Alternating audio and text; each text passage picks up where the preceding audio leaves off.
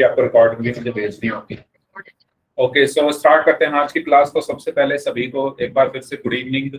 और जो हमारा चैप्टर चल रहा है बहुपद यानी पॉलिनोमियल, उसका जो हमने टॉपिक पढ़ा था पिछली क्लास में हमने पढ़ा था समीकरण के बारे में कि समीकरण क्या होती है ना। और फिर हमने पढ़ा था कि एक चर वाली रैखिक समीकरण क्या होती है ना। रैखिक समीकरण का मतलब क्या है, ठीक है, चर का मतलब क्या है। तो ये सब चीजें हम पहले पढ़ चुके हैं, तो जल्दी से आइए रिवाइज कर लेते हैं एक बार जो भी हमने पिछली क्लास में पढ़ा था। तो सबसे पहले बात आती है कि समीकरण क्या होता है ना। समीकरण को हम कैसे पहचानते हैं, तो समीकरण को कैसे पहचानते हैं, तो मैंने आपको, कोई बताएगा मुझे एक तरीका बताया था समीकरण को पहचानने का। कोई भी स्टूडेंट माइक ऑन करके बताना चाहे तो बता दो, समीकरण को पहचानने का तरीका क्या है, कैसे पहचानते हैं एक समीकरण को। ओके, खुशी ने कमेंट किया है इक्वल टू, बराबर का निशान। हाँ, नेहा ने भी आंसर दिया है बराबर के निशान से। ठीक है, तो समीकरण को हम पहचानते कैसे हैं, बराबर के निशान से। ठीक है, जैसे मैं लिख दूं x प्लस वाई और मैंने लिख दिया x प्लस वाई बराबर 5, तो इन दोनों में से समीकरण कौन सी है जिसमें बराबर का निशान लगा है। यानी ये क्या है, एक समीकरण है। ये क्या है, एक समीकरण है, एक इक्वेशन। ये क्या है, एक समीकरण है, एक इक्वेशन है। क्यों है ये समीकरण इक्वेशन, क्योंकि ये दो पक्षों के बराबर मतलब समता को दिखा रहा है ना। यानी ये बता रहा है कि x प्लस वाई जो है वो 5 के बराबर है। x प्लस वाई किसके बराबर है, 5 के। तो ये बराबर का निशान जहां भी आपको दिख जाए वो, उसको हम क्या बोलते हैं, समीकरण बोलते हैं। और इसको क्या बोलेंगे, इसको हम बोलेंगे, ऊपर वाले को हम क्या बोलेंगे, व्यंजक। ठीक है, इसको हम क्या बोलेंगे, बीजगणितीय व्यंजक, या खाली व्यंजक भी आप बोल सकते हो, या बीजगणितीय व्यंजक ही बोल दो, बीजगणितीय व्यंजक या एक्सप्रेशन। ठीक है, तो अंतर समझ में आया। अगर बराबर का निशान नहीं है तो उसको हम बीजगणितीय व्यंजक का एक्सप्रेशन बोलेंगे, सिंपल। गुड इवनिंग सलोनी। और अगर बराबर का निशान आपको दिख जाए तो उसको, इस चीज में किसी को कोई डाउट अगर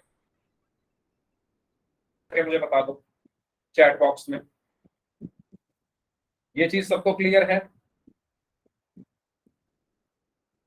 जल्दी से वाई टाइप करके मुझे चैट बॉक्स में बता दो। ठीक है, तो मैं एक बार फिर से बता रहा हूं, समीकरण क्या होती है, जिसमें बराबर का निशान हो, और जिसमें बराबर का निशान ना हो उसको हम क्या कहते हैं, बीजगणितीय व्यंजक।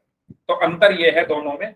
ठीक है, समीकरण को पहचानने का तरीका है कि उसमें बराबर का निशान होता है। अब हम बात करते हैं, पिछली क्लास में हमने दूसरा टॉपिक पढ़ा था, एक चर वाली रैखिक समीकरण। एक चर वाली रैखिक समीकरण। तो मैंने बताया था जो नाम है वही इसका काम है। एक चर वाली मतलब जिसमें एक चर हो, जिसमें एक चर हो। रैखिक, रैखिक का मतलब क्या है, रैखिक का मतलब क्या है कि चर की अधिकतम घात एक हो।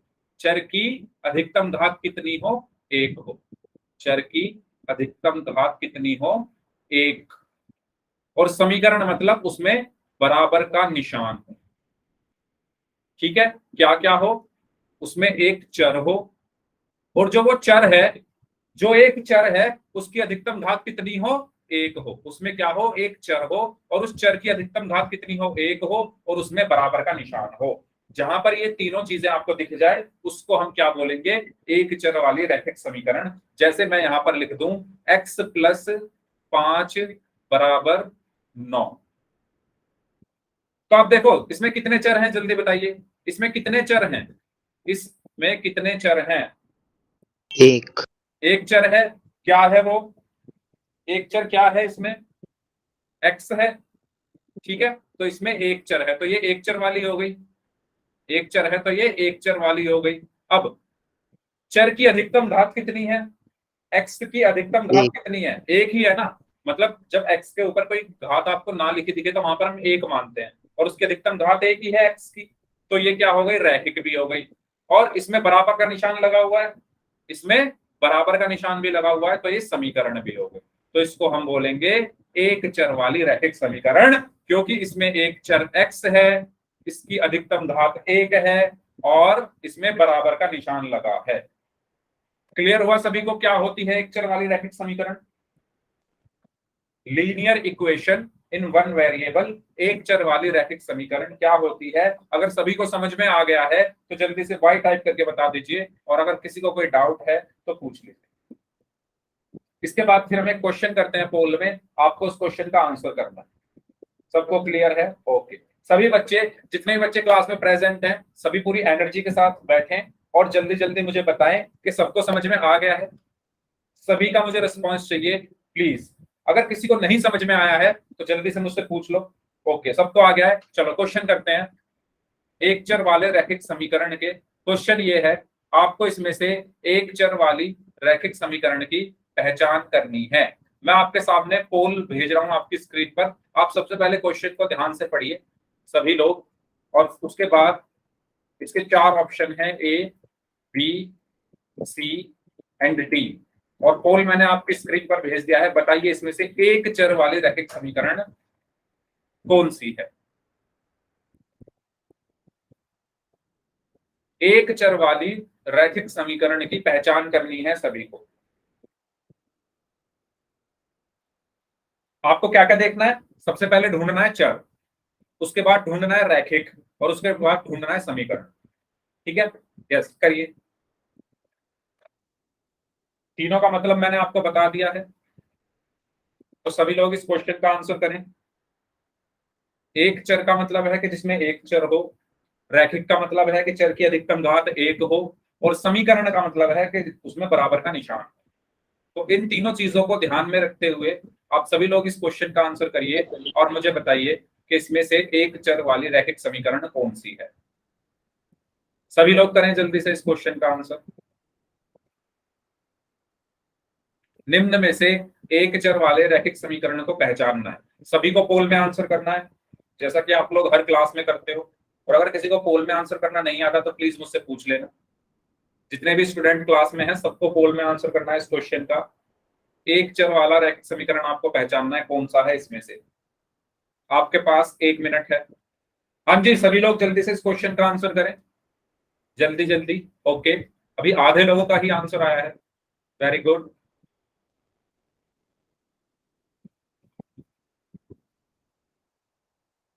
ओके, एक चर वाली रैखिक समीकरण की पहचान करनी।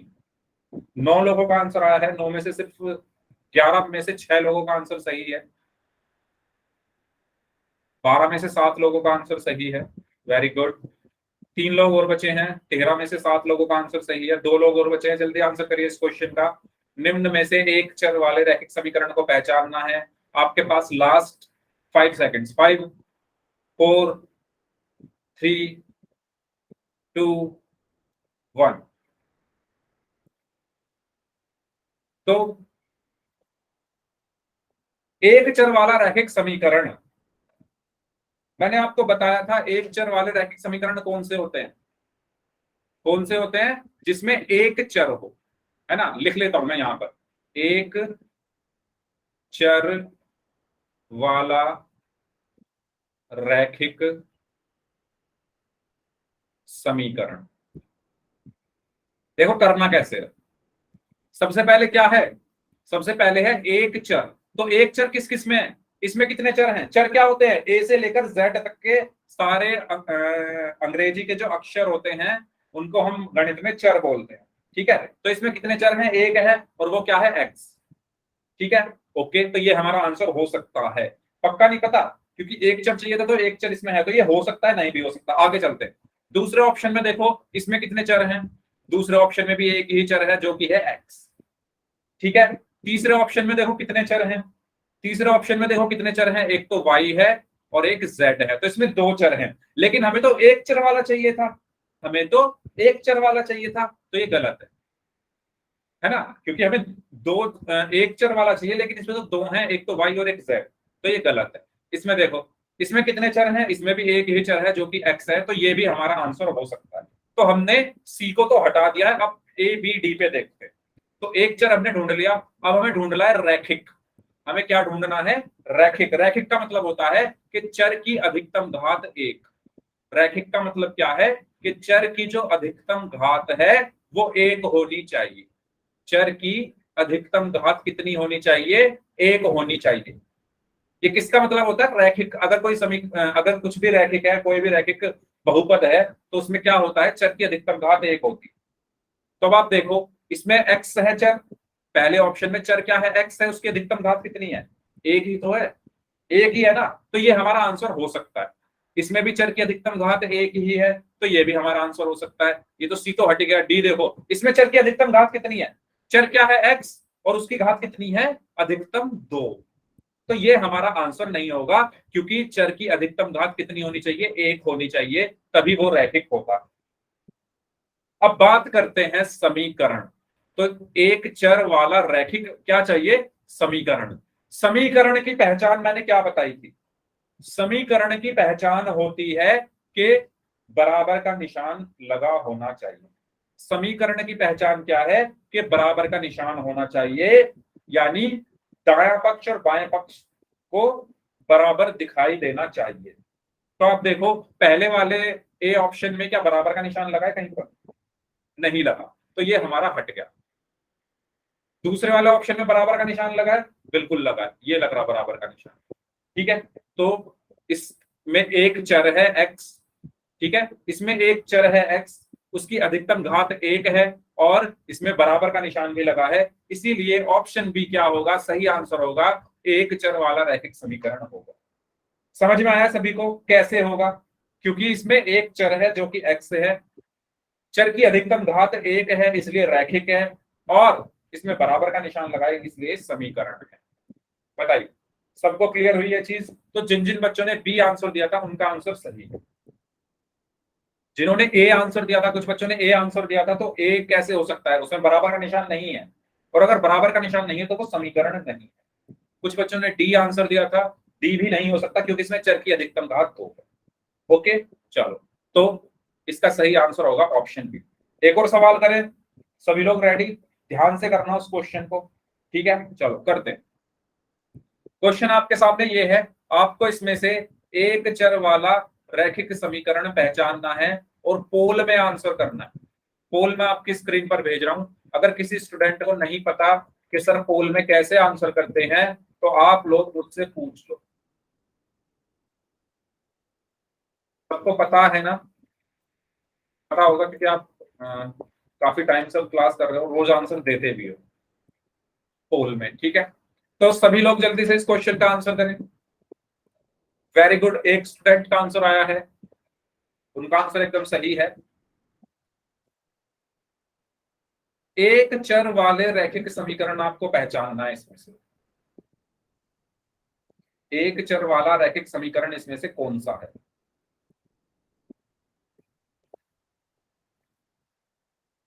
सिर्फ एक स्टूडेंट का आंसर सही है, 5 में से, 7 में से 3 लोगों का आंसर सही है।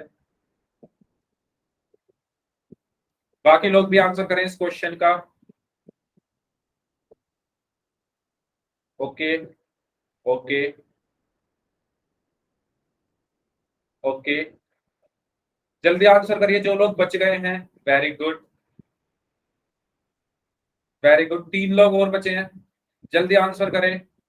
ओके, चलिए लास्ट 5 सेकेंड्स, 5 4 3 2 1। तो इसमें आपको बताना था कि निम्न में से एक चर वाला रैखिक समीकरण कौन सा है। तो कौन सा है, कैसे बताओगे? सबसे पहले आप ढूंढोगे क्या? एक चर। तो देखो, ए ऑप्शन में कितने चर हैं? एक तो y है और एक z है, तो इसमें तो 2 चर हैं, तो ये तो गलत हो गया, क्योंकि हमें तो एक चर चाहिए ना। इसमें तो y और z दो दो चर हैं, ठीक है? अगले वाले में देखो, इसमें 3 चर हैं, x z और y, हमें तो एक चाहिए था, तो ये भी गलत है। इसमें कितने चर हैं? इसमें सिर्फ एक ही चर है, वो है x। यहां पर भी x है, यहां पर भी x है, तो ये हमारा आंसर हो सकता है ना? नेक्स्ट डी ऑप्शन में देखो, एक चर, इसमें भी एक चर है सिर्फ x, तो ये भी हमारा आंसर हो सकता है। यानी ए और बी तो हमारे आंसर नहीं होंगे, सी और डी हो सकते हैं। चलो देखते हैं, इसके बाद क्या है? रैखिक। हमने एक चर वाले तो ढूंढ लिए, अब हमें ढूंढने हैं रैखिक। हमें क्या ढूंढने हैं? रैखिक। और रैखिक का मतलब क्या होता है? कि चर की अधिकतम घात 1 हो, चर की अधिकतम घात क्या हो, 1 हो। तो देखो इसमें चर की अधिकतम घात कितनी है, 2। इसमें चर की अधिकतम घात कितनी है, 2 है ना। तो यार ये तो हमारा आंसर हो ही नहीं सकता, क्योंकि इसमें चर की अधिकतम घात कितनी हो गई है, 2 हो गई। इसमें देखो डी ऑप्शन में, इसमें चर की अधिकतम घात कितनी है, यहां पर भी 1 है और यहां पर भी 1 है, तो चर की अधिकतम घात कितनी है, 1 है। ठीक है, और समीकरण हो, और समीकरण ये है ही क्योंकि इसमें बराबर का निशान भी लगा। समीकरण क्यों है ये, क्योंकि समीकरण की एक सिंपल सी पहचान है कि वो व्यंजक जहां पर बराबर का निशान आ जाए, यानी दो व्यंजकों को अगर बराबर दिखा दिया जाए वो एक समीकरण होती है। तो यहाँ पर देखो x+5 एक व्यंजक है, 3x एक व्यंजक है, उनको बराबर दिखाया गया है, तो इसलिए एक समीकरण है, यानी इसका सही आंसर होगा ऑप्शन डी। इसका सही आंसर होगा ऑप्शन डी। समझ आया सभी को?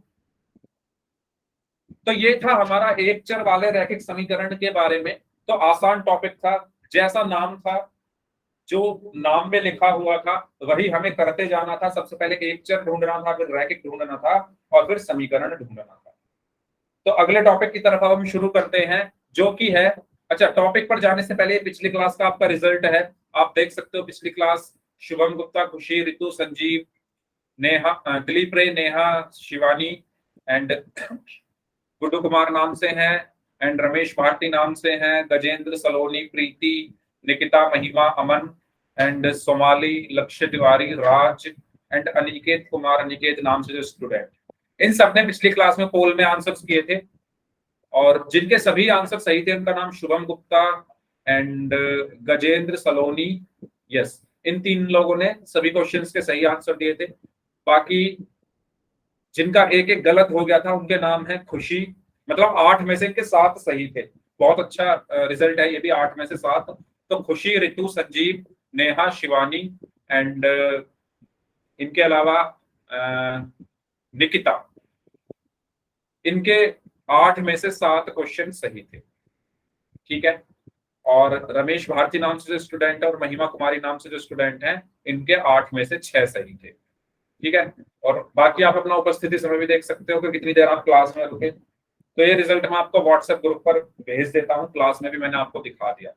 ओके, बाकी जो ये रेड कलर में है इन्होंने एक भी क्वेश्चन का आंसर नहीं किया था। ठीक है, चलो आगे बढ़ते हैं। अब बात करते हैं समीकरण का हल, कि एक समीकरण का हल हम कैसे निकालते हैं। सबसे पहली चीज ये है कि समीकरण का हल, इसका मतलब क्या है इस लाइन का, है ना। हम पढ़ तो रहे हैं इसको, लेकिन हमें मतलब भी तो पता होना चाहिए इसका मतलब क्या है कि समीकरण का हल, है ना। अगर मैं आपसे कहूं कि एक समीकरण मैंने ली x+5 = 3 का हल बताओ, इस लाइन का मतलब क्या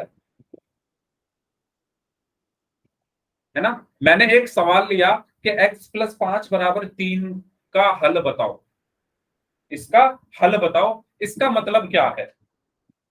तो हल का मतलब होता है, या मैं अगर कहूं समीकरण का हल, समीकरण का हल, इसका मतलब है कि आपको चर का मान निकालना है, चर का मान निकालना है। ठीक है, जो समीकरण में उपस्थित चर हैं उनका मान निकालना, उनकी वैल्यू निकालनी। जैसे x+5 = 3 में चर क्या है, x+5 = 3 में चर क्या है, x है। तो हल का मतलब यह है कि आपको x का मान निकालना है।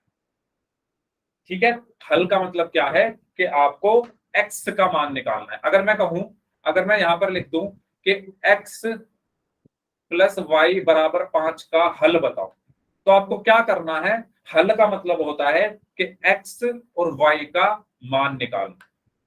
ठीक है, तो समीकरण के हल से क्या मतलब है कि समीकरण में उपस्थित चर का मान निकालना। ये बात सबको समझ में आई कि समीकरण के हल का मतलब क्या होता है, कि समीकरण में जो चर आ रहा है ना उसका मान निकालना।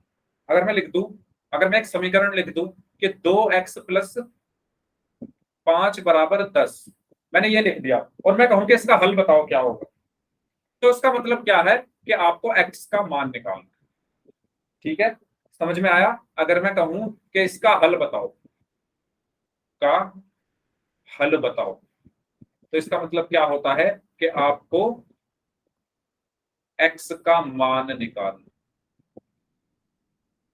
x की वैल्यू निकालनी है। ठीक है, समझ में आया सभी को क्या होता है हल का मतलब? जल्दी से बताइए चैट बॉक्स में मुझे y टाइप करके, और अगर रिपीट करना है तो r टाइप कर दो। सबसे पहली चीज हमने सीखी कि समीकरण के हल का मतलब क्या है। हल का मतलब होता है कि चर, समीकरण में उपस्थित जो चर है A B C D E F G H I J K L M N O P Q R S T U V W X Y Z, इसमें से कुछ भी हो सकता है वो चर, उसका हमें मान निकालना है। अब बात आती है कि मान कैसे निकालेंगे, वो हम आगे सीखेंगे। ठीक है, नेक्स्ट पॉइंट है कि समीकरण का हल समीकरण को संतुष्ट करता है। समीकरण को संतुष्ट करने का मतलब ये है कि अगर मैं कहूं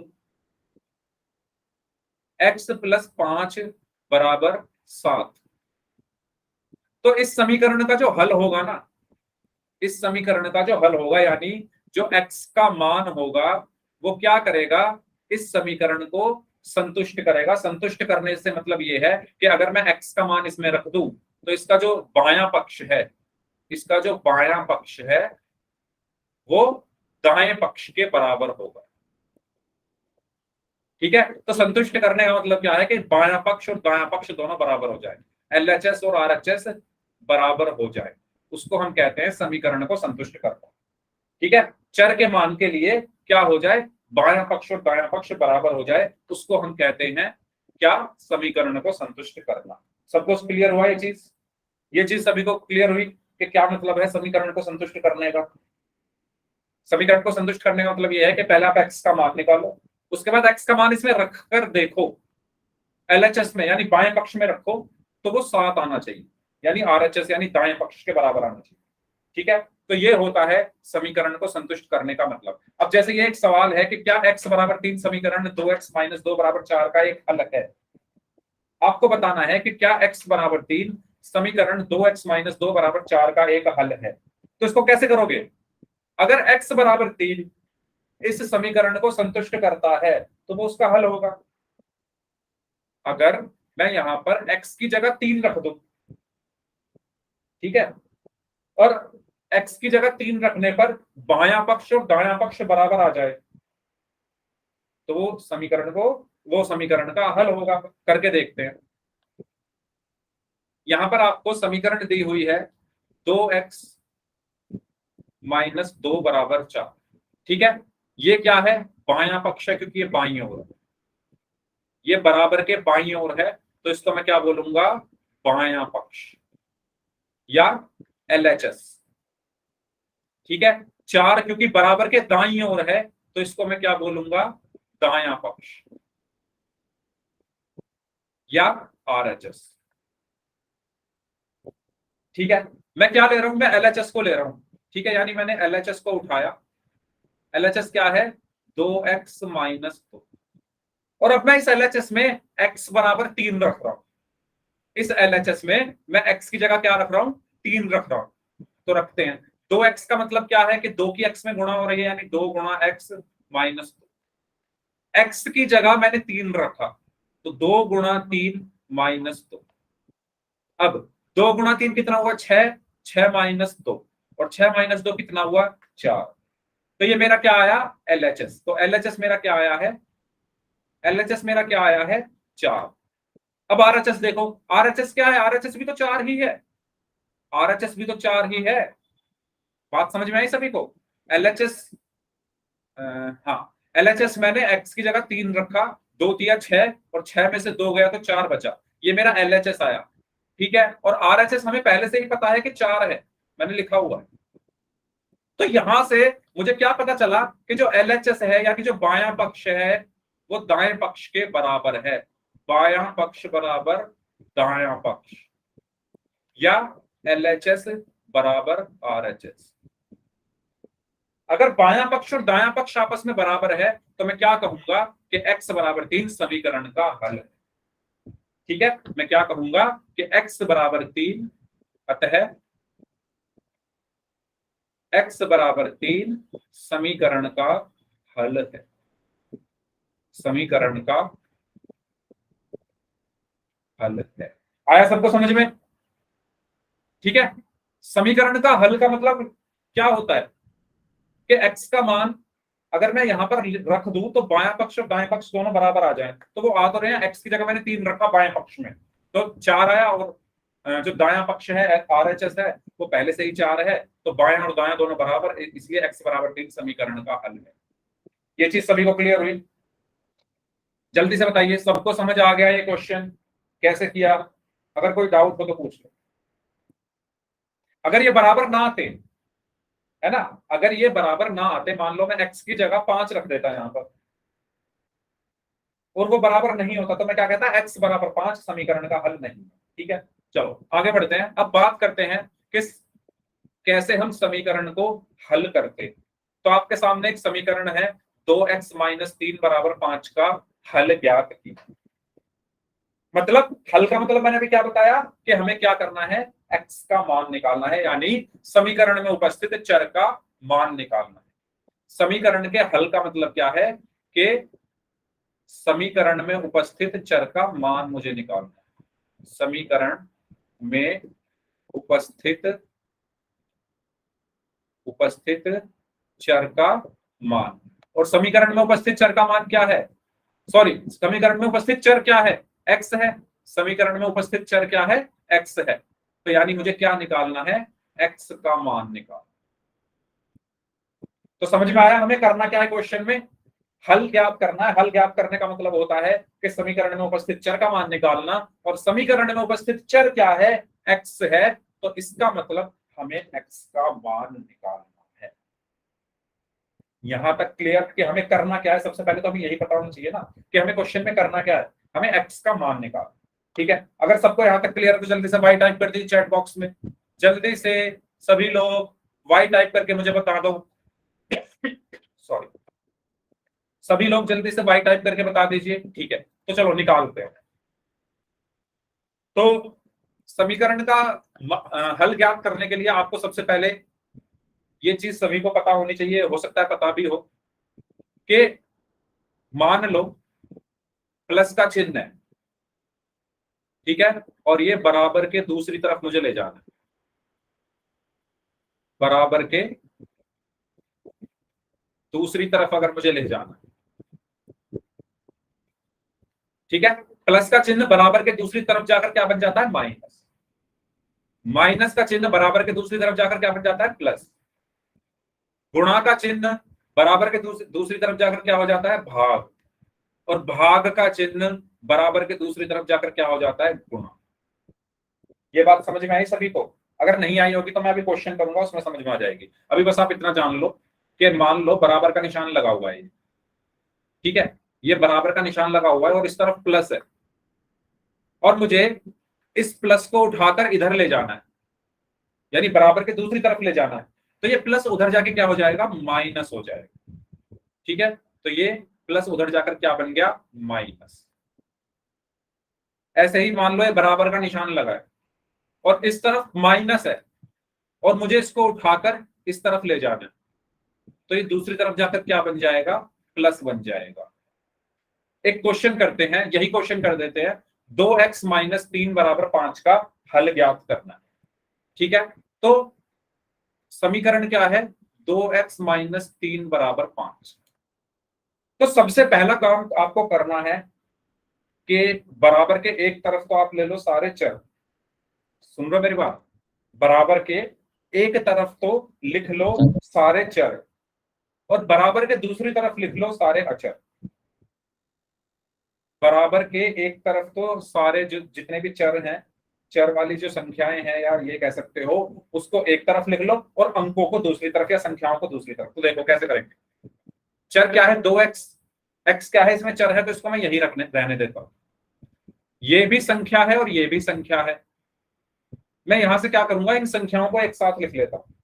अब एक साथ लिखने के लिए मुझे ये -3 उधर उठाकर लेकर जाना पड़ेगा, और अगर ये -3 दूसरी तरफ जाएगा तो प्लस का हो जाएगा।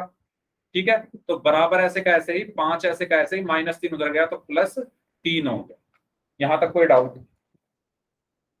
मैंने 2x को ऐसे ही रखा और -3 को उठाकर मैं दूसरी तरफ बराबर के दूसरी तरफ लेकर गया। ये बात सबको समझ में आई यहां तक? हाँ जी, ये बात सबको समझ में आ गई है? अगर कोई डाउट है तो पूछ लो। ठीक है, अब यहां से मैं इसको आसानी से सॉल्व कर सकता हूं। तो 2x बराबर कितना होगा? 5 और 3 8। अब ये 2x का मतलब क्या है कि 2 की गुणा हो रही है x में, और 2 गुणा x बराबर 8 है। और मैंने बताया अगर गुणा का चिन्ह है और उसको बराबर के दूसरी तरफ ले जाना है तो वो क्या बन जाता है? भाग बन जाता है। यानी ये 2 गुणा में है तो ये इधर आके कहां चला जाएगा? भाग में। यानी x बराबर क्या होगा अब? 8/2। और 8 को जब 2 से भाग करोगे तो क्या आया आंसर? 4। यानी समीकरण का हल क्या है? x बराबर 4। ठीक है, समझ आया सभी को मैंने क्या किया है? अगर किसी भी स्टेप में कोई भी डाउट हो तो प्लीज पूछ लीजिए। सबको समझ में आ गया तो वाई टाइप कर दो, फिर आगे आप क्वेश्चन करते हैं। अगर सभी को समझ में आ गया तो वाई टाइप कर दीजिए। इसको हम कहते हैं समीकरण का हल निकाल। ठीक है, एक बार सर और रिपीट सबको कर जाके दे। लास्ट में भाग ही करना है। सबको जाके क्यों करना है? यहां पर गुणा में है ना, ये 2 गुणा x गुणा में आ रहा है, इसलिए मैंने बताया ना बराबर के दूसरी तरफ जाकर भाग हो जाता है। 2 यस यहां सर। पर गुणा में है, 2 यहां पर गुणा में है तो ये बराबर के दूसरी तरफ ले जाना पड़ेगा मुझे, तभी मैं इसको सॉल्व कर सकता हूं। यहां से मैं कुछ कर ही नहीं सकता। तो जैसे ही ये दूसरी तरफ जाएगा तो ये 8 के भाग में आ जाएगा। मान लो यहां पर प्लस होता, 2 + x होता, तो यहां पर 2 प्लस का है, तो दूसरी तरफ जाकर कैसा हो जाता? माइनस का हो जाता। चलो दोबारा देखते हैं इसको। दोबारा देखो, दोबारा देखो। देखो, इसमें समझते हैं। सबसे पहले आपको ये चीज पता होनी चाहिए, इसका स्क्रीनशॉट ले लो। पक्षांतरण विधि कहते हैं इसको, जो हम कर रहे हैं। इसमें चिन्ह कैसे बदलते हैं? माइनस का हो जाता है प्लस। जब हम बराबर के दूसरी तरफ चिन्ह को लेकर जाते हैं तो माइनस का हो जाता है प्लस, प्लस का हो जाता है माइनस। ठीक है, गुणा का हो जाता है भाग, और भाग का हो जाता है गुणा। ठीक है, माइनस का क्या हो जाता है? प्लस, उल्टा प्लस का माइनस, गुणा का भाग, और भाग का गुणा। इस तरीके से चिन्ह बदलते हैं जब हम बराबर के दूसरी तरफ संख्याओं को लेकर जाते हैं। अब आते हैं अपने सवाल पर। सवाल है 2x - 3 = 5 का हल ज्ञात कीजिए। तो 2x - 3 = 5 यहां पर लिखा हुआ है। तो मैंने क्या किया, मैं इसको ऐसे सॉल्व नहीं कर सकता। आपको हमेशा क्या करना है, जब भी ऐसे क्वेश्चन को सॉल्व करना है, बराबर के एक तरफ तो लिख लो सारे चर वाले, और दूसरी तरफ लिख लो सारी संख्या। बराबर के एक तरफ, है ना, इस तरफ या उल्टी तरफ तो लिख लो जो भी चर वाले हैं उनको लिख लो, और जितनी भी संख्याएं हैं या अचर हैं उनको दूसरी तरफ ले जाओ। तो देखो, सबसे पहले 2x - 3 = 5 है, तो आप देखो यहां पर चर किस किस के साथ है? 2 के साथ है 2x, तो इसको मैं रखूंगा बराबर के इसी तरफ, यानी 2x को मैंने यहीं रखा। ठीक है, पहला स्टेप क्या है कि जहां पर भी आपको चर दिखे, अब चर के साथ कुछ भी हो, चाहे 2 हो, 4 हो, 6 हो, 8 हो, गुणा में कुछ भी हो, उससे फर्क नहीं पड़ता, उसको आपको वहीं रखना है, यानी बराबर के एक तरफ ही रखना है। और दूसरी तरफ ले जाओ संख्याओं को। अब जैसे 3 संख्या है एक, तो इस 3 को मैं ले गया दूसरी तरफ बराबर के। अब बराबर के जब दूसरी तरफ जाऊंगा तो ये माइनस क्या होगा? बदलेगा। माइनस क्या हो जाएगा? प्लस हो जाएगा। माइनस क्या हो जाएगा? प्लस हो जाएगा। तो ये माइनस दूसरी तरफ गया तो बन गया प्लस, और ये 3 ऐसे का ऐसे, यानी -3 को जब मैं उठाकर दूसरी तरफ ले गया तो वो बन गया +3। अब 2x ऐसे का ऐसे ही बराबर 5 और 3 कितने हो गए? 8। अब 2x का मतलब क्या है कि 2 की गुणा हो रही है x में। अब इस 2 को भी मुझे इधर लाना है, तभी तो x का मान निकलेगा। इस x को मुझे यहां पर अकेला छोड़ना है किसी तरीके से। अब ये x अकेला थोड़ी है, 2 के साथ है। अभी इस 2 को भी मुझे यहां से हटाना है, तो कैसे हटाऊंगा? 2 यहां पर गुणा में, 2 यहां पर गुणा में है, और बराबर के दूसरी तरफ जाकर वो कैसे चला जाएगा? भाग में। ठीक है, तो गुणा दूसरी तरफ जाकर हो जाता है भाग। तो 2 चला गया दूसरी तरफ, वो 8 से भाग हो जाएगा, और 8 को जब 2 से भाग करोगे तो आया आंसर 4। ठीक है, समझ में आया यस कैसे करना है? हाँ जी, अब कोई डाउट हो तो बताओ। और क्वेश्चन हम करते हैं, और ज्यादा क्वेश्चन सॉल्व करेंगे तो आपको और अच्छे से समझ में आएगा। ठीक है, एक क्वेश्चन करते हैं, चलिए। जैसे ये सवाल है आपका, x प्लस 5 बराबर 10 का हल ज्ञात कीजिए। x प्लस 5 बराबर 10 का हल ज्ञात करना है आपको, बताइए क्या आंसर होगा। सर 2 मिनट। ओके, मोहम्मद कैफ ने आंसर दिया है 5। बाकी स्टूडेंट्स बाकी स्टूडेंट्स भी आंसर दे इस क्वेश्चन का। x प्लस 5 बराबर 10।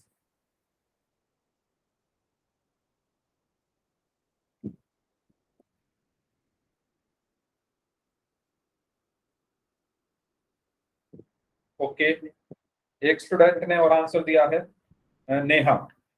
नेहा ने आंसर दिया है 5। पहला स्टेप क्या है कि x को बराबर के एक तरफ और संख्याओं को दूसरी तरफ ले जा। ठीक है, सलोनी ने भी आंसर दिया है 5।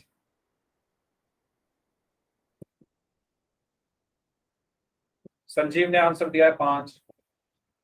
तो 4 बच्चों का आंसर आया, मोहम्मद कैफ, नेहा, सलोनी एंड संजीव। खुशी का आंसर आया है 5। निकिता ने भी 5 आंसर दिया है। ठीक है, 5 आंसर आपका सही है। कैसे करना है, मैंने क्या बताया, पहला काम, एक्स वाले एक तरफ और बिना एक्स वाले या संख्याएं दूसरी तरफ। एक्स वाले एक तरफ बराबर के और बिना एक्स वाले या संख्याएं दूसरी तरफ। तो एक्स वाला कौन है यहाँ पर, सिर्फ ये एक्स ही है, तो एक्स को तो रखो यहीं पर। और ये जो 5 है ये एक संख्या है, तो ये बराबर के दूसरी तरफ मुझे ले जानी है। और जब मैं इसको दूसरी तरफ ले जाऊंगा तो ये प्लस की है, ये यहाँ पर प्लस की है, और दूसरी तरफ जाकर कैसी हो जाएगी, माइनस की। तो x बराबर क्या हुआ, 10 माइनस 5। तो यहां से x बराबर 10 में से 5 गया तो 5 बचा, यही हमारा आंसर। x बराबर 5 आया सबको समझ में? सबको समझ में आया कैसे करना है, बताइए। कोई डाउट किसी भी स्टूडेंट का? ठीक है, पोल में क्वेश्चन करें। चलो, ये क्वेश्चन है आपका y प्लस 2 बराबर 6। ठीक है, पोल में आंसर करना है। पोल में आपकी स्क्रीन पर भेज रहा हूं, करिए आप इसको अपनी कॉपी में सॉल्व कर।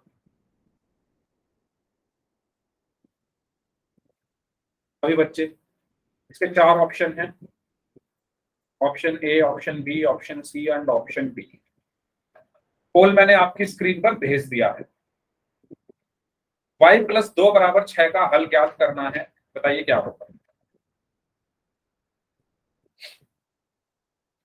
बस इन क्वेश्चंस को करने का एक ही मंत्र है, और वो मंत्र ये है कि x वाले एक तरफ या y वाले एक तरफ या z वाले, मतलब चर को एक तरफ रखो और संख्याओं को दूसरी तरफ ले जाओ। और दूसरी तरफ कैसे ले जाना है, अगर वो प्लस की है तो दूसरी तरफ जाकर माइनस की हो जाएगी, अगर वो माइनस की है तो दूसरी तरफ जाकर प्लस की हो जाएगी। ठीक है, इस तरीके से आपको ले जाना।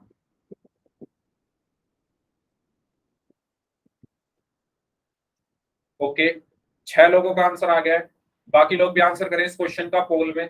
क्वेश्चन है y प्लस 2 बराबर 6 का हल ज्ञात करना है आपको। ओके, वेरी गुड, सभी का आंसर सही है अभी तक, वेरी गुड। 5 लोग अभी आंसर देने बाकी हैं, तो जल्दी से आंसर करें जो लोग बच गए हैं।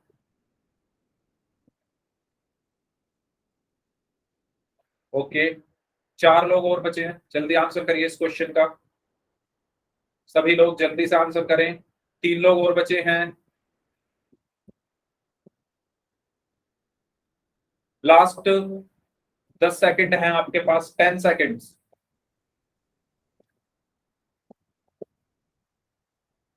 Last 5 seconds, 5, 4, 3, 2, 1। तो मैंने आपको क्या बताया है कि चर को एक तरफ रखो और संख्याओं को एक तरफ रखो, है ना, मिक्स मत करो उनको। आपको क्वेश्चन में ये मिक्स करके दी होंगी, चर और संख्याएं सब मिक्स है। जैसे y और 2, y क्या है, चर है, और 2 क्या है, संख्या, ये मिक्स करके दी हुई है। हमें क्या करना है, हमें पहले इनको फिल्टर करना है, हमें इनको छानना है पहले। जैसे चाय होती है, चाय में चाय की पत्ती मिक्स होती है, तो हम पहले उसको छानते हैं तभी तो पीते हैं, या ऐसे ही पी जाते हैं पत्ती के साथ, छन्नी में पत्ती पत्ती रह जाती है और चाय चली जाती है ग्लास में। तो ऐसे ही आपको यहाँ पर छानना है। पहले इसको छानना कैसे है कि बराबर के दूसरी तरफ का आपको पत्ती पत्ती यानी चर रखो और बराबर के एक तरफ चाय ले जाओ। ठीक है, तो ये बराबर का निशान है, पहले मैं इसको लिख लेता हूं, y प्लस 2 बराबर 6। पहले आप इसको फिल्टर करना है, आपको छानना है। छानोगे कैसे?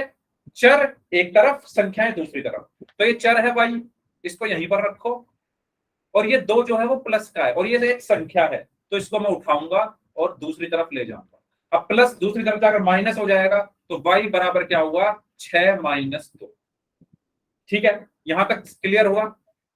2 प्लस का था, बराबर के दूसरी तरफ जाकर माइनस का हो गया। बराबर के दूसरी तरफ क्यों ले जा रहा हूं मैं? जिससे संख्याएं एक साथ आ जाए और सारे चर एक साथ आ जाए। तो y बराबर यहां से क्या आया? 6 माइनस 2 यानी 4। तो y बराबर 4, यानी ऑप्शन। तो सही आंसर क्या है हमारा? ऑप्शन सी, y बराबर 4। समझ आ गया सभी को? बताइए, नेक्स्ट क्वेश्चन करें फिर। रेडी? सभी लोग रेडी हैं अगले सवाल के लिए? ठीक है, नेक्स्ट क्वेश्चन करते हैं। क्वेश्चन ये है आपके लिए, 5y प्लस 6 बराबर 12 प्लस 3y का हल ज्ञात कीजिए। करो, वही काम करना है, चर एक साथ, संख्याएं एक साथ।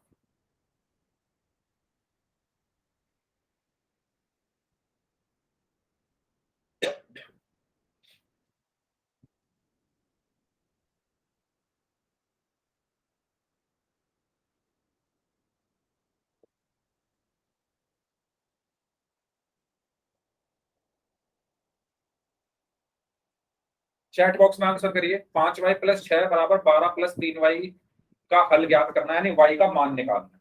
ओके, मोहम्मद क्या आपने आंसर दिया है? 3। ठीक है, 3। ओके, बाकी लोगों को क्या आंसर आया भाई? 3 ही आया है क्या सबका?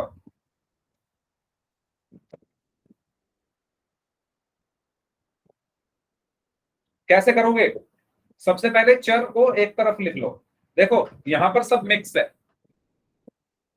एक यहाँ पर चर के साथ है, ये अकेला है, ये अकेली है, और यहाँ पर चर के साथ है। तो मैं क्या करूंगा, चर वाले जो पद हैं, चर वाले जो टर्म्स हैं, उनको पहले एक साथ लिख लेता हूँ। ठीक है, तो चलो लिखते हैं। पहले मैं क्वेश्चन लिख रहा हूँ यहाँ पर, 5y प्लस 6 बराबर 12 प्लस 3y। तो इसमें चर वाले पद कौन कौन से हैं? एक तो ये है 5y, और एक क्या है? 3y है। इनको एक साथ लिख रहा हूं मैं, इनको एक साथ लिख रहा हूं। एक साथ कैसे लिखूंगा? 3y इधर प्लस का है, तो इसको मैं उठाकर दूसरी तरफ ले जा रहा हूं इधर। ठीक है, मैंने क्या बोला? चर वालों को तो बाएं पक्ष में रखो और संख्याओं को दाएं पक्ष में रखो। तो ये 3y जो है बाएं पक्ष में आ रहा है, 3y जो है गलत जगह है, ये इसकी जगह यहां नहीं है, क्योंकि ये चर है, चर वाला पद है, तो ये जाएगा दूसरी तरफ। तो दूसरी तरफ जाएगा, ये प्लस का है तो प्लस दूसरी तरफ जाकर माइनस हो जाता है। तो क्या बचा ये? 5y minus 3y। ठीक है, और प्लस 6 बराबर 12। समझ में आया ये वाला स्टेप? मैं बार बार एक ही चीज रिपीट कर रहा हूं कि आपको चर एक साथ रखने हैं, चर वाले पद एक साथ रखने हैं, और संख्याएं जो अकेली संख्याएं हैं खुद, है ना, जो खुद अकेली है संख्याएं, जो किसी पर डिपेंड नहीं है, जैसे 12 और 6, ये अकेली है, ये ना किसी एक्स पर डिपेंड है, ना वाई पर, ना जेड पर, ये अकेली है, उनको अलग रखो। ठीक है, अब ये 6 जो है दूसरी तरफ ले जाऊंगा मैं, क्योंकि इसको अलग रखना पड़ेगा। तो ये प्लस का है तो दूसरी तरफ जाकर माइनस का हो जाएगा। तो ये बचा 5y माइनस 3y बराबर 12 माइनस 6। यहां तक समझ में आ गया है तो y टाइप कर दो, और अगर कोई डाउट है तो पूछ लो। अगर समझ में आ गया है तो y टाइप कर दो, दोबारा बता दूंगा मैं। सॉरी, हाँ, अगर समझ में आ गया तो y टाइप कर दो, और अगर रिपीट करना है तो r टाइप कर दो। 4 आंसर नहीं होगा, 3 ही है इसका आंसर। ओके, सबको समझ आ गया? ठीक है, अब देखो, अब तो आपके लिए आसान हो गया। अब आपको क्या करना है? 5y माइनस 3y, 5y में से 3y जाएंगे तो कितने बचेंगे? 5y में से 3y गए तो कितने बचे? 2y। 2। ठीक है, बराबर का निशान। और 12 में से 6 गए तो कितने बचे? 6। अब ये 2 गुणा में है तो इधर जाकर भाग में चला जाएगा, y बराबर 6/2। और 6 को जब 2 से भाग करोगे तो क्या आया? 3। तो यहां से y बराबर कितना आया है? 3। आया समझ में सभी को? कैसे करना है दोबारा सुन लीजिए, दोबारा बता रहा हूं। आपको हमेशा क्या करना होता है, जैसे ये क्वेश्चन है, इसमें y वाला जो पद है एक यहाँ पर है, और एक y वाला पद यहाँ पर है, यानी चर वाले पद जो है एक इस तरफ है, एक इस तरफ है। इसी तरीके से एक जो संख्या है जो किसी पर डिपेंड नहीं है, अकेली है, वो इस तरफ है, और दूसरी वाली बराबर के दूसरी तरफ है। हमें पहले इनको एक साथ लाना है, यानी वाई वाई वाले एक साथ और संख्या संख्या एक साथ। तो एक साथ कैसे आएंगे? 5y को तो मैंने इधर ही रखा, 3y को मैंने उठाया और इस तरफ फेंक दिया, और जब मैं इस तरफ फेंकूंगा तो ये प्लस की बजाय कैसा हो जाएगा? माइनस का, क्योंकि बराबर के दूसरी तरफ जाकर चिन्ह बदल जाता है। तो प्लस वाई उठा, इस तरफ आया और माइनस का हो गया। ठीक है, उसके बाद ऐसे ही ये 6 जो है वो अकेला है, तो मुझे इसको एक ऐसे इंसान के साथ भेजना पड़ेगा जो अकेला ही हो, जैसे 12। ये भी बेचारा बेचारी अकेली संख्या है, ये भी अकेला, तो मैंने 6 को उठाया और दूसरी तरफ भेजा 12 के पास। तो अब देखो यहां पर मेरे चर एक तरफ आ गए, बराबर के एक तरफ आ गए, और संख्याएं एक दूसरी तरफ आ गई। अब इसको मैंने सॉल्व किया, 5y माइनस 3y 2y बचा, 12 में से 6 गया 6 बचा। अब 2 गुणा में है तो इधर आकर भाग में हो गया, तो y बराबर 6/2, 6 को 2 से भाग किया तो 3। ऐसा ही क्वेश्चन है जो आपको करना है पोल में, या आपके सामने सवाल है, इसका आपको आंसर करना है। पोल में आंसर करना है, पहले आप अपनी कॉपी में इसको सॉल्व करिए, तब तक मैं पोल में इस क्वेश्चन को भेज रहा हूं। करिए सभी लोग इसको सॉल्व।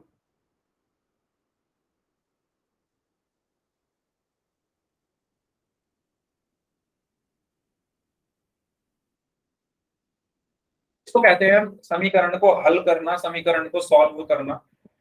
सॉल्व करने का मतलब है कि उसमें उपस्थित चर के मान को हमें निकालना। करिए, क्या आंसर आएगा इसका? अब इसमें कंफ्यूज मत होना कि सर अकेला लिखा हुआ है जेड, जेड के साथ एक है ना। मैंने बताया ना, जब किसी चर के साथ कुछ ना हो वहां पर एक होता है, तो जेड क्या है? 1z है। ठीक है, तो उसमें कंफ्यूज नहीं होना है किसी को। करिए।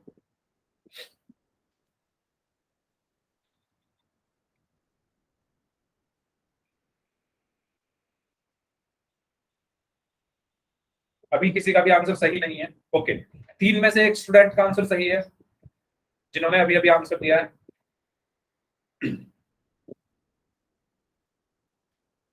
बाकी लोग भी आंसर करें इस क्वेश्चन का। ओके, 5 में से 2।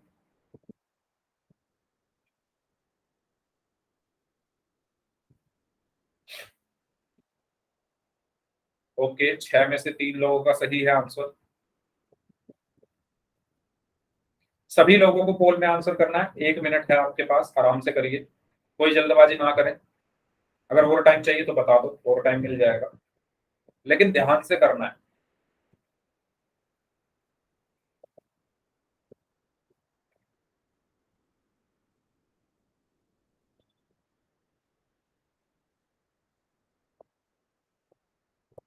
ओके, चलिए आखिरी 10 सेकंड।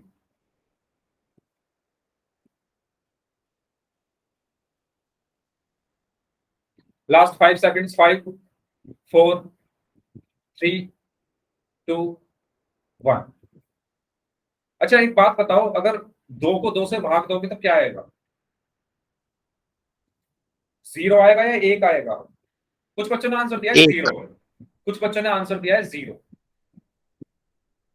तो जिन्होंने 0 आंसर, और कुछ बच्चों ने दिया है 2, और कुछ बच्चों ने दिया है 1। तो जिन्होंने 1 आंसर दिया है उनका आंसर सही है। आइए देखते हैं कैसे सही है उनका आंसर। जिनका गलत है वो ध्यान दें। क्वेश्चन है 3z+4 बराबर 6+z। तो मैंने क्या कहा? मैंने ये कहा था कि जो चर वाले पद हैं, जैसे चर किस में आ रहा है, एक तो इस पद में आ रहा है और एक इस पद में चर आ रहा है, इनको एक साथ लिख लो। और जो बेचारे अकेले हैं, जो चर पे डिपेंड नहीं है, जो संख्याएं हैं, उनको एक साथ लिख लो। तो इस z को इस 3z के साथ लिखूंगा मैं। अब ये प्लस में है यहाँ, तो दूसरी तरफ जाकर कैसा हो जाएगा? माइनस। तो 3z माइनस z प्लस 4 ऐसे का ऐसे ही, और बराबर 6। इसी तरीके से अब इस 4 को भी मैं 6 के साथ लिखूंगा, यानी इधर चला जाएगा, तो ये माइनस का हो गया। 3z माइनस z बराबर 6 माइनस 4। यहां तक कोई डाउट? यहां तक कोई डाउट किसी को? ठीक है, आपके पास 3z थे, उसमें से एक z मैंने आपसे ले लिया। आपके पास 3z थे, उसमें से एक z मैंने आपके आपके पास से ले लिया, तो आपके पास कितने बचे? 2 बचे। तो यहाँ पर बचा 2z, और 6 में से 4 गए तो 2 बचा। अब कुछ बच्चों ने क्या किया होगा कि 2 से 2 काटो 0 हो गया। ऐसे तो क्या होगा? 2 से 2 को काटा तो 0 आ गया। ऐसे नहीं होगा, ये 2 गुणा में है, ये 2 गुणा में है, तो उधर जाकर भाग में चला जाएगा, यानी z बराबर क्या हुआ? 2/2। जब आप 2 को 2 से भाग करोगे तो क्या आता है? 2 को 2 से भाग करोगे तो 2 एकम 2, क्या आया? 1। तो 2 को 2 से भाग करने पर आया 1, तो यहां से z बराबर क्या आया 1। ठीक है, z बराबर क्या आया 1, यानी ऑप्शन बी। समझ आया सभी को? हाँ जी, जिनका गलत था आपको अपनी गलती पता चली, जिनका गलत था। ठीक है, तो इस तरीके से सॉल्व करना है, जल्दबाजी मत किया करो। अपने कॉन्सेप्ट से आप सबको पता है, आपको पता है कि 2 को 2 से भाग करने पर 1 आता है, सबको पता है ये चीज, लेकिन जल्दबाजी 2 को 2 से भाग करके 0 लिख दिया। ठीक है, तो इस चीज से आपको बचना है। जल्दबाजी में आपको जो अपने बेसिक्स हैं उनसे नहीं भटकना है। तो बढ़ते हैं आगे, इसका आंसर है 1। नेक्स्ट क्वेश्चन ये है आपके लिए, इस क्वेश्चन को मैं थोड़ा लिख देता हूं। 2x प्लस 3/4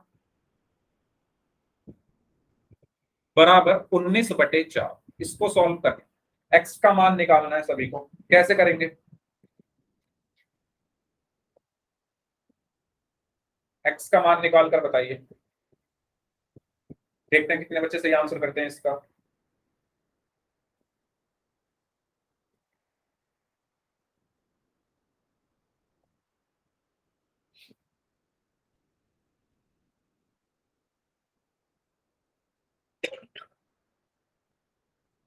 तो x प्लस 3/4 बराबर 19/4।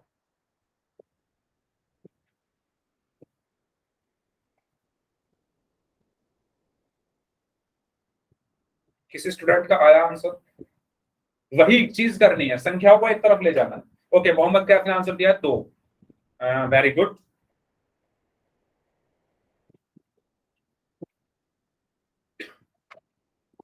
क्या करना है आपको? ये कैसा पद है? चर वाला, तो इसमें तो कोई दिक्कत नहीं है, इसको यहीं रखो। ये है एक संख्या, 3/4 बिना चर के साथ लिखिए तो एक संख्या है, तो इसको उठाकर मैं कहां रख दूंगा? दूसरी तरफ। अब ये प्लस में है तो दूसरी तरफ जाकर क्या हो जाएगी? माइनस में। तो 2x बराबर 19/4 माइनस 3/4। अब इसको सॉल्व करना है। 19/4 माइनस 3/4 कितना होगा? 2x बराबर 19/4 माइनस 3/4। तो बताओ भाई, 19/4 माइनस 3/4 कैसे सॉल्व करते हैं? मैंने आपको बताया था, पहले 4 और 4 का एलसीएम लो। तो देखो, जब हर हमारे बराबर होते, जैसे ये भी 4 है, ये भी 4 है, तो एलसीएम भी हमारा क्या आएगा? 4 ही आएगा। आप चाहे निकाल कर देख लो, 4 और 4 का एलसीएम क्या आएगा? 4 एकम 4, 4 एकम 4। तो क्या आया? 4 ही आया। तो एलसीएम कितना आया? 4। ठीक है, जब हर हमारे एक जैसे होते, जैसे ये भी 4 है, ये भी 4 है, तो एलसीएम भी क्या आएगा? 4 ही आएगा। ठीक है, और जो ऊपर वाली संख्याएं हैं, जैसे 19 और -3, इसको ऐसे का ऐसे ही लिख देते हैं। ठीक है, ये बताया था जब मैंने भिन्नों को जोड़ना घटाना आपको सिखाया था, उसमें बताया गया था कि जब हर समान हो, जैसे ये भी 4 है, ये भी 4 है, तो बहुत आसान चीज है। एलसीएम लो 4 और ऊपर 19-3 लिखा, तो यहां पर भी लिख दो 19-3। अब 19 में से 3 गया तो कितना बचा? 16/4। अब 16 को 4 से भाग करोगे तो कितना आया? 4। 16 को 4 से भाग करने पर कितना आया? 4। तो इसका आंसर क्या आया यहाँ पर? 4। तो 2x बराबर 19/4 माइनस 3/4 कितना आया था? 16/4। और 16 को जब 4 से भाग किया तो आया 4, यानी यहां से 2x बराबर 4। यहां तक कोई डाउट है? बताओ। किसी स्टूडेंट को अगर डाउट है, रिपीट करना है, तो जल्दी से बता दीजिए। सबको समझ आ गया है यहाँ पर?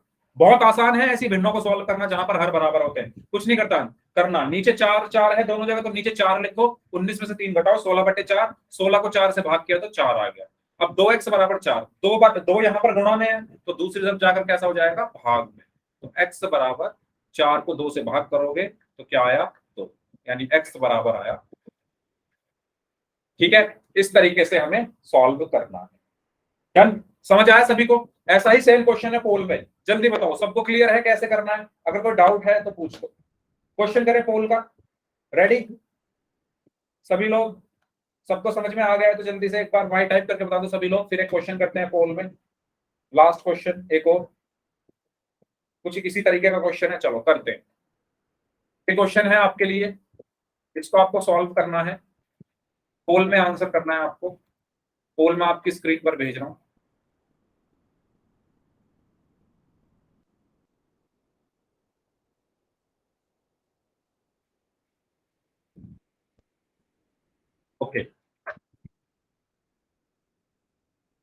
पोल मैंने आपकी स्क्रीन पर भेज दिया है। क्वेश्चन में एक बार लिख देता हूं। क्वेश्चन लिखा हुआ है ये 2y प्लस 5/2 बराबर 37/2। ये क्वेश्चन है आपका।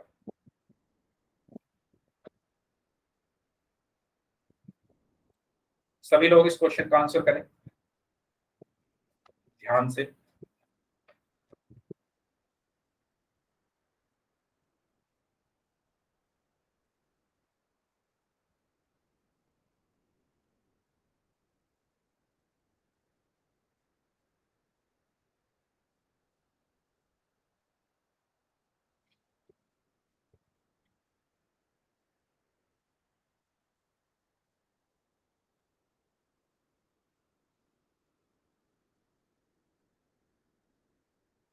ओके, 2 लोगों का आंसर सही है, 3 लोगों का आंसर सही है, 5 में से 4 लोगों का आंसर सही है। Very good. 6 में से 5 लोगों का आंसर सही है, 7 में से 5 लोगों का आंसर सही है, 8 में से 5 लोगों का आंसर सही है। ध्यान से करें भाई, ध्यान से। आप आधा अधूरा क्वेश्चन सॉल्व कर रहे हो, उसको पूरा सॉल्व करो। चलिए, 2 लोग और बचे हैं, आखिरी 10 सेकंड।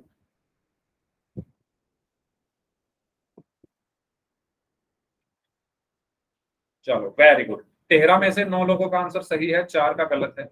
Last 5 seconds. 5 4 3 2 1। तो कुछ बच्चों ने इसको आधा ही सॉल्व करके आंसर लिख दिया 16। जिन 4 लोगों ने आंसर दिया है ऑप्शन ए, उन्होंने इस क्वेश्चन को पूरा सॉल्व नहीं किया। Yes, D is correct. D जो है वो सही आंसर है। तरीका वही है, जो चर वाले पद हैं उनको बराबर के एक तरफ, या जैसे 2y है तो 2y को यहीं रहने दो। ये एक संख्या है तो संख्याओं को संख्या के पास ले जाओ, यानी उधर चली जाएगी, यानी ये माइनस, क्योंकि ये इधर प्लस में है तो दूसरी तरफ जाकर माइनस की हो गई। 37/2 माइनस 5/2। अब इसको सॉल्व करने का बहुत आसान तरीका मैंने आपको बताया है कि जब भी हर आपको एक जैसे दिखें तो एलसीएम वही आता है जो हर है। जैसे 2 और 2 का एलसीएम 2 ही आएगा। और ऊपर क्या लिखा है, 37 - 5, तो 37 - 5 ही लिखते हैं। अब 2y बराबर 37 में से 5 गया तो 32/2, और 32 को जब 2 से भाग करोगे तो क्या आएगा, 16। कुछ बच्चों ने क्या करा, यहाँ पर 16 आंसर लगा दिया, है ना, 16 आंसर लगा दिया, बस यहीं तक सॉल्व किया। अभी इसके आगे भी है, ये हमें y का मान चाहिए ना। अभी तो ये 2y का मान आया, ये किसका मान आया है, 2y का। हमें किसका चाहिए, y का। तो y का कैसे निकालेंगे, y को हम इधर ही रखेंगे, क्योंकि 2y की गुणा में है तो दूसरी तरफ जाकर कैसा हो जाएगा, भाग में। तो 16 को 2 से भाग कर दो, और 16 को जब 2 से भाग करोगे तो आएगा 8, यानी y बराबर क्या आया, 8। इस तरीके से हमें सॉल्व करना था, तो इसका सही आंसर होगा ऑप्शन डी, y बराबर 8। ठीक है, क्लियर। हाँ जी, क्लियर है सभी को। ओके, ठीक है। तो भाई आज की क्लास को फिर हम यहीं तक रखते हैं। इसके बाद हम नेक्स्ट क्लास में पढ़ेंगे फैक्टराइजेशन।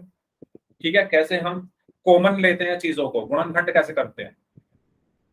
ओके, तो इस बहुत अच्छा टॉपिक है, बहुत इंपॉर्टेंट टॉपिक है। इसको हम नेक्स्ट क्लास में करेंगे। अब जिनके डाउट्स हैं वो अपने डाउट्स पूछ लीजिए, बाकी लोग जा सकते हैं।